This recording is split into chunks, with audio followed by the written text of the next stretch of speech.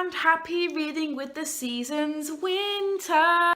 Merry Christmas, everyone. So today is Wednesday the 26th of December 2018 and the Reading with the Seasons winter round starts at midnight. It is currently, I don't know, what time is it? 11:45 on the day before Reading with the Seasons Winterthon, we're going to go with it. So I'm going to be vlogging today as per usual because for some reason my most popular uploads are vlogs of my 24-hour readathons. So I thought I'd go through my TBR very quickly, even though I have done a whole video with these. We'll go through my TBR with challenges very quickly, but I'll leave the link to the full TBR down below. The first challenge is to read a wintry cover. It's like blues and silvers and whatever really you classify as a winter, like winter colours. And I've paired my first read with the other challenges. Read a book that has themes of mental health and illness and stuff like that. I've gone with Challenge Deep by Neil Schusterman, which I've heard has some schizophrenia rep in my TBR video that I just posted. I included a retelling of Hamilton called Alex and Eliza, but I decided to cut it from my TBR and not read a retelling because I really don't want to be slumped at this point. I get along with retellings that well, so I decided to go with Let It Snow by John Green, Maureen Johnson and Lauren Miracle, as it's 3 little short stories for the Christmas holiday. The next book was to read a TBR veteran or a book that's been on, or a book that's been backlisted on your like TBR to give it a chance for 2019, and that for me is History Is All You Left Me by Anne Silvera. I actually tried to read this a few years ago and put it down because it wasn't just simply at the right time for me. Now I think that my mind has changed and my situation has changed. I will enjoy this a lot more. And then the last challenges were to pick a read out of a Santa hat and to, obviously, for your finishing read, and to start or finish a book wearing a Christmas jumper. And for that I picked out And a Happy New Year by Holly Bourne, and I'm going to be reading my hardback signed edition because I'm extra. So yeah, these are all of the books I'm going to be trying to read in the next 24 hours. I think I want to get at least done with Challenge Deep tonight before I go to sleep for a bit. It is now 10 to midnight. I'm going to make myself a cup of tea in one of my brand new mugs that I got for Christmas, and I'm going to let Waverley start her vlog.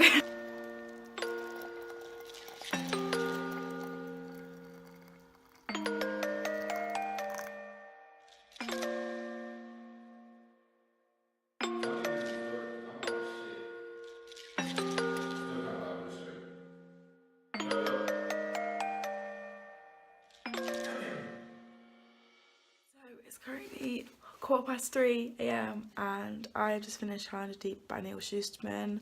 I gave it a 3.9 stars on Goodreads. I'm way too tired to A, carry on reading, so I'm going to go catch some sleep for a bit and rest my back because it's killing me, and B, write a review or even think about what this book is even about. So this is told in 2 perspectives, which I didn't actually understand at first, but it's basically in 2 perspectives of the same person. So on one hand you have Caden in his normal lucid state where he's awake and he's conscious and he knows what's happening, he's talking to people and stuff like that, he's being a normal person with a normal mental health. And then there is his second perspective where he is in psychosis and he's on a ship that isn't really there, and then the worlds start colliding and you see things happening in real life that are then corresponding with the ship, and it starts crossing over and stuff like that. Like someone dies in this ship and then someone dies in real life that corresponds to their character, and you kind of you link them both up, and I think it was very well done. I got so confused at some points, and to be honest I'm so tired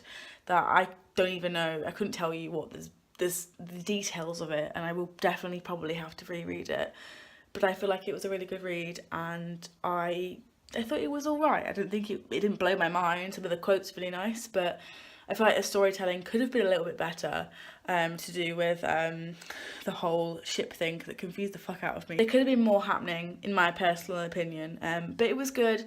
From what I've heard from people, it was an excellent representation of mental health issues. I don't suffer from schizophrenia and never have seen hallucinations or anything like that, but I've heard from people who are suffering with that and who are trained psychologists that it was a really good representation. Obviously has researched and spoke to her son and made a really good book for them people, and it speaks to people, and that's excellent. But for me, it could have been a little bit better. But I'm gonna go catch some sleep now and I will rejoin you again in the morning. So it's currently 10 AM and I've only just woken up and I feel so bad. I didn't mean to sleep for that long. I meant to get up at 8, I literally had my alarm set for 8:15, exactly 5 hours after I went to bed.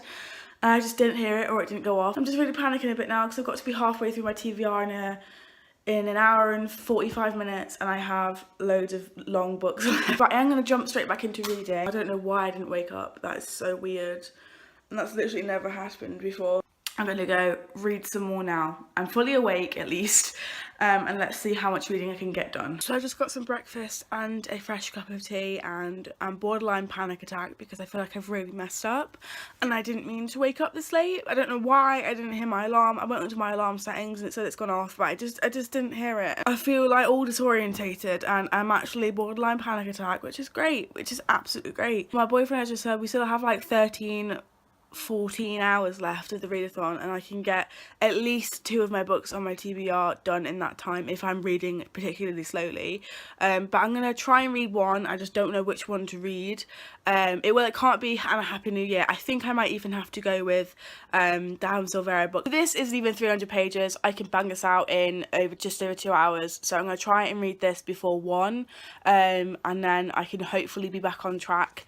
And then I can start Let It Snow, and then I can read And Happy New Year. I'm really sorry that I fucked up. I'm having like a mini panic attack, but it's fine. I need to just shake it off and start reading, because I'm not going to get loads read if I'm sat here having a panic attack. I need to shake it off, try my best to shake it off anyway, stop crying, and just read, because that's the only way I'm going to be able to catch up. You know it's serious when you've got to whip out the rain sounds. Holy moly, I'm so behind.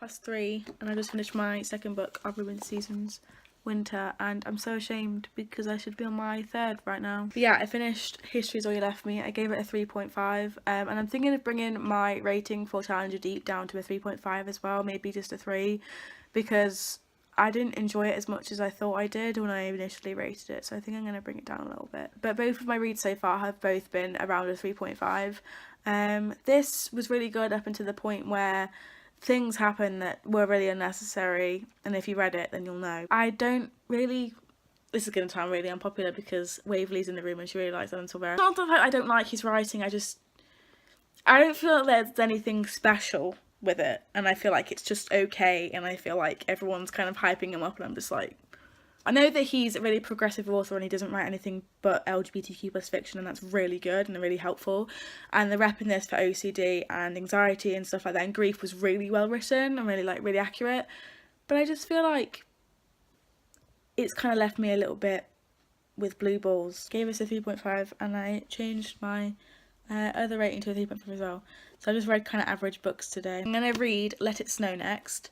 I'm going to start it in like 10ish minutes. I'm going to have a little bit of a breather first. I'll start it about 3:45, hopefully finish it in time to read And a Happy New Year. It's currently almost 4:15 and I'm about to snuggle down and read Let It Snow. I have a brand new, well not brand new, but I've got a cup of tea, got dressed into my Christmas jumper, and just so this classifies for another challenge apart from the substitute for the read, a retelling one. So this book has 350 pages, which will take me about, I want to say almost 4 hours, because I'm reading really slow right now, so I think it's going to take me about 4 hours, maybe 3 hours and a half. So I think I want to finish it by at least 8, so I better get reading so then I can start my last book and hopefully have them all read. I'm going to be very pleased with myself if I manage to pull it off. Just sneaked up to my room to vlog because people are still reading in there and I didn't want to disturb them with my vlogging again. But I have got to the second story of Let It Snow, which is John Green's. I'm on page 123, been reading for about an hour, it's 5:30 now, and I just finished the first story. I really enjoyed the first story, much more than the first time that I think I read it, because I looked at my review and I said that it was my second favourite.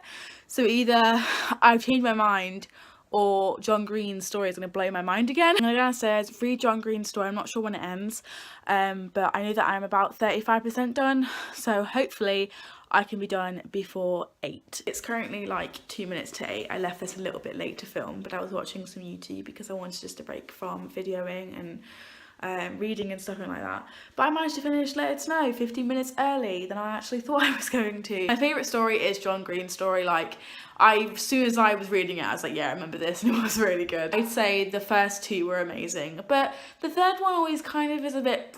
I'm not going to vlog for much longer because I need to go and read my last book of the readathon, and I can go to bed because I am so tired. I think I might edit this vlog first, so as I'm reading my last book, I might try and transfer some footage over. But yeah, I'm going to go ahead and read my last book of the readathon, and then I will be free from reading all day because I'm so tired. I just checked and this exactly has 200 pages, and I can get this read in a very short amount of time because it has pages with just zeds on. And I don't know about you, but I think Shakespeare better move over.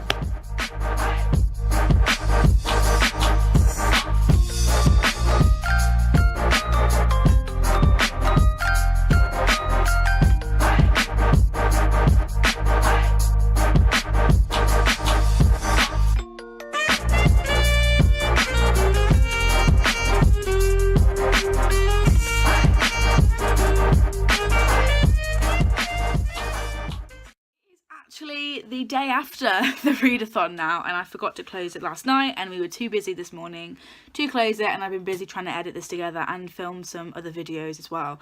But I'm going to be closing the vlog up now. I managed to read 4 books. Ignore the fact that there's only 3 here. History Is All You Left Me was Waverley's copy because I actually don't own my own one. The first book that I read was Challenge Deep by Neil Shusterman, which fulfilled the challenges of having something to do with mental illness in the book or mental health, and having wintry colours on the cover. Obviously it's very blue, it's very silvery. I think I've talked in depth about this one in my vlog. I haven't written a Goodreads review, but it will be linked down below.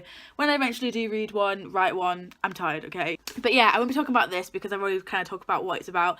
But there was schizophrenia rep in here that was really good, but I do feel like the storytelling was a little bit unconventional, confusing at times, and I feel like there could have been a lot more happening in the plot. The next book that I read was History Is All You Left Me by Adam Silvera. It's about Theo, who unfortunately dies, and Jackson is his new boyfriend, and his love interest, whom I can't remember, who is the protagonist of the actual book, who annoyed the fuck out of me the entire time, is kind of like mourning, and he's like kind of in a mental state that isn't steady, and he goes to Theo's boyfriend. He goes to Jackson, his ex-boyfriend's new boyfriend who just died. It's so confusing, and he kind of finds like closure with him and goes to where Theo went to university and just kind of like flips his perspective on its head, which could have been so cute on its own. But there were so many unnecessary plot devices in this book where people just want to sabotage, and it wasn't needed, and I didn't really find Am Silvera's writing amazing or groundbreaking or anything that I haven't read before. Although I do enjoy the fact that he writes just LGBTQ plus characters and plot lines and stuff like that. So he's doing some good, but he's not an author for me, and it's fine if you like him. Doesn't mean, just because I don't like it doesn't mean you have to. The next book that I read was Let It Snow by John Green, Maureen Johnson and Lauren Miracle, which fulfilled the challenge of a retelling, but I decided to swap it out just with someone, and it ended up being my Christmas jumper read. 3 short stories by 3 amazing writers, and they all, oh god, and they all follow some kind of love story. So Maureen Johnson's love story is all about Jubilee, whose parents are in jail, and she's going upstate via train to visit her grandparents in Florida when her train gets stuck in some snow, and she's basically stranded. And she goes into the Waffle House and meets a boy called Stuart, who's recently been broken up with as well, and he basically takes her back to his house. She meets his mum from the get-go and tells her all about how he's been cheated on and the season's just not right for him, and it turns out Stuart gives her loads of advice about her current boyfriend. She just sees herself worthy of more, and I really enjoyed that. John Green's story follows on from the Waffle House where Jubilee leaves to go to Stuart's house, so it follows on from the Waffle House, and basically Jubilee is stuck on this train, and she's stuck on the train with loads of cheerleaders and stuff like that. So the cheerleaders stay at the Waffle House, and that's where John Green's story kind of leaves off from. So John Green's story is basically about 2 guys who are trying to get to the Waffle House, and their car is stuck in the snow, and they can't seem to get to the cheerleaders. But there is one girl in this group of guys called the Duke, and although that she's seen as someone more masculine in the group. She's still a girl and she fancies one of the guys, and it's just an amazing story of the guy finding out that he likes her and that she likes him back, and it was really good. I love that. The third story is a little bit of a miss for me. I don't like the third story by Lauren Miracle. There's nothing on her as a writer because she's a fantastic writer. I just think that she was given the kind of bum of the group. Like, I'm pretty sure they were given like a narrative and they had to just write it, and I think she was given the shitty narrative, because hers is about a guy that was on the train with Jubilee called Jeb, and it's from the perspective of his girlfriend who's just cheated on him as well, and it's Christmas, and just things that I don't really agree with that happen in that story, but it's still fine. She's still a great author. This isn't a story for me, I guess. And the last book that I managed to read in the 24-hour readathon was And a Happy New Year by Holly Bourne. I gave it, was it 4 or 3 stars? But I can't really say much about this because it is kind of an ending to a series that I haven't even finished yet, and I got spoiled for one of the books in like the first page. I'm still gonna read that book, don't you worry, but I think I might hold off for a little bit. This is basically just a conclusion. I don't think she's writing any more books in this series. Of Holly Bourne spins the series, so it follows Evie, Lottie and Amber. Amber is like toying with America and stuff like that. Lottie is a feminist and Evie has OCD. They each have their own books with their own little lives, and it's just like they all kind of correspond together, but you don't have to read them in order to understand. But I think I might just read them in order next year just to like get the gag. But this was the conclusion to that. It was really cute, and Lottie, I love Lottie with all of my heart, and I love these girls so much, and I didn't actually want it to end. The only problem I had with this was because of how short it was. It didn't feel like a conclusion. It felt like it was kind of rushed, because I think, as I pointed out in the vlog, there's a whole page where Lottie is just sleeping. It says zzz. Like, because everyone loved this series so much and the ending was just so like abrupt and rushed, I feel like it should have had more of a bang rather than just kind of ending with this. So those are all of the books that I read within the Reading Season 24-hour readathon, and that concludes my vlog. It's gone super duper fast, and if you looked at this vlog and thought you might want to join in next time, we have a whole Twitter page @_Reading where we post regular updates about dates and challenges and stuff that you kind of want to see. So spring starts in March, so we probably won't be doing another 24-hour readathon within Reading the Seasons until March, but I wouldn't be surprised if I do another one or a few of them before then. Not sure when the next one will be, but obviously spring isn't until March, so it will probably be around March time. If you want to join in next time, please just go over to the Twitter, follow us, and make sure you can see our posts. They either put notifications on, because we really don't post that much outside of the readathons. Like, we hardly ever use that Twitter outside the readathons, so you don't have to worry about getting loads of notifications. Or you could just check every day or every week or so just to see if anything's changed. Me and Waverley are pretty active on our own Twitters anyway, so I'll link them both down in the description, and my vlogs are a good way of staying updated as well if you want more information about the readathon. If you liked this vlog, please give it a massive thumbs up and consider subscribing. I make a video on the channel every single Tuesday, but that is kind of changing because I'm making a video every day up until Tuesday. Today is the 28th, which is Friday, and I think I'm doing a video every day until the 2nd, because there's just so much content that I want to post that I just need to post every day. So there will be a video coming up tomorrow of all the haul of the books that I got for Christmas, and then after that is my top 10 of 2018, and then my yearly wrap up, and then resolutions. So expect a lot of me in your sub boxes, because I also have a weekly vlog going up on Monday as well, so there'll be loads of content for you to watch with me if you're not sick of me already. And I guess I will just see you then for that. So thank you so much for watching, and I will see you then. Bye!